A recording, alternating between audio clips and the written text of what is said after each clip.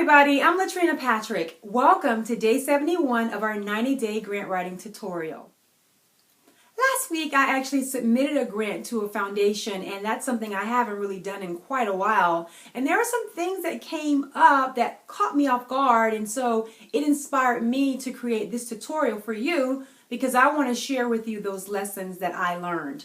So today I want to offer you some tips on things you can do when you are submitting an online grant application.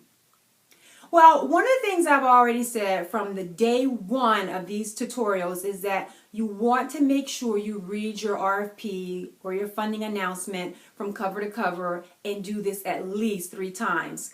That is something that I'd done long before I submitted this application, and I felt very comfortable in what it is that I needed to do. Well, what I found out was that sometimes there is a slight disparity between the actual funding announcement and the actual online application. And that was really the case in this particular foundation grant proposal that we wrote. So here's an example of what happened. I knew that I had to submit a budget narrative, the proposal, copies of my 501c3 letter, copies of the W-9, and a budget narrative. Those are things that I knew very clearly what I would have to submit. What I wasn't aware of until about a day and a half before the proposal was actually due was that they also wanted you to submit letters of support with your collaborating partners. And for this particular grant, for my client, we had 3 collaborating partners that we were working with. The good thing is that they mention it as optional on the online application, but they would give extra consideration to those organizations that supplied those letters of support.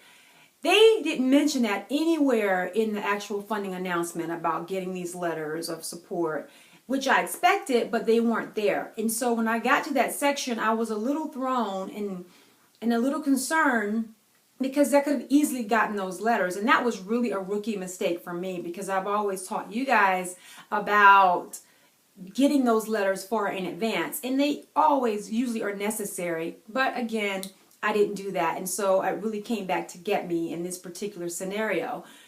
The good thing that saved me was that it's an optional item. And so if it's an optional item and not a required item, you can't be penalized for not having it.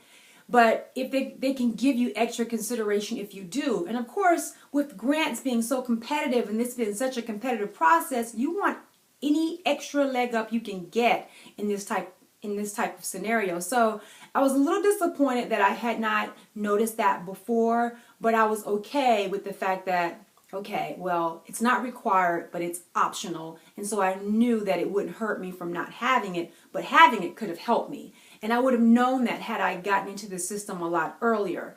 And so what happens is, some grant proposals that you submit online, for the most part, they allow you to go in and do certain things because you have to register early anyway just to get into the system to submit your application. So your organization has to be registered. So having gone in to register, what they allow you to do is to fill out pieces of, and then they give you options at the bottom that says save for later or submit proposal. And so you can go in and do certain parts, and that saves you time, and you're not waiting to the last minute. My intention with this particular grant was to get it submitted a week before. I had it on my schedule to submit it on the 17th because I knew that it was due on the 25th. Well, like many of you, I have a lot going on my schedule, and I just was not able to get this grant submitted until the last minute. And that's never a good thing, but it's very common in this life of grant writing. So I try to teach you guys against that because I've learned the hard way not to do that. So give yourself time. So the bottom line is give yourself time so that you can go in and review the online application in advance and compare it to what the funding announcement says so that you know you're covered on all bases, and make sure that you don't wait until the last minute, because the last thing I'll say is, especially when you're doing online applications, waiting to the last minute can often come back to bite you because you got to allow for those potential technical difficulties. And that was the case for one of my partnering agencies that was also submitting this particular grant.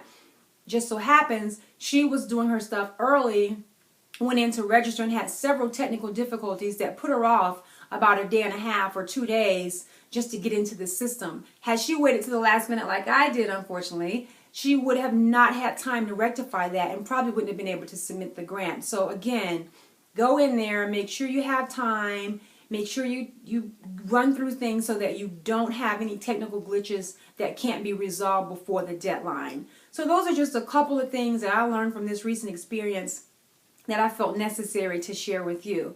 If you have any questions or comments about anything that I've covered today, please leave those for me here on my YouTube channel. If you haven't already, please subscribe to the channel. And I hope that if you find this information helpful, that you'll share it with those people that you know who may also benefit.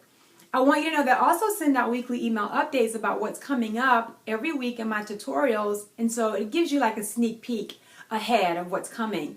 So if you want access to those, go over to my website at www.greatervisionconsulting.com and subscribe to my email updates. While you're on my site, please check out my bio, my experience, and most of all, check out the services that I offer because I would love the opportunity to work with you and your organization. So that's it for today. I look forward to coming back tomorrow with another great tutorial. Talk to you soon. Bye.